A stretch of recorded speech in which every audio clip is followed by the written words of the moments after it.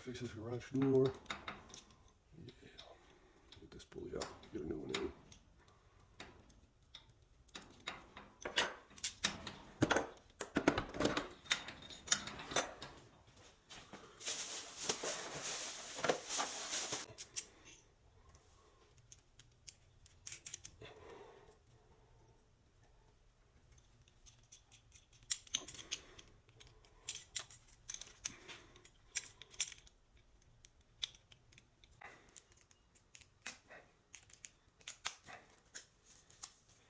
Always hold your knife.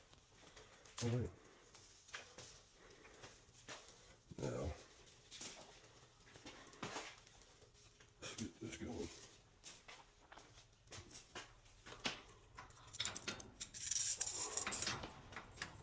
All right, so now we're getting a new chain put on.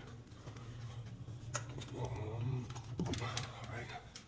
And we also went ahead and already got this new chain pulley put on the side. Let's see if it works.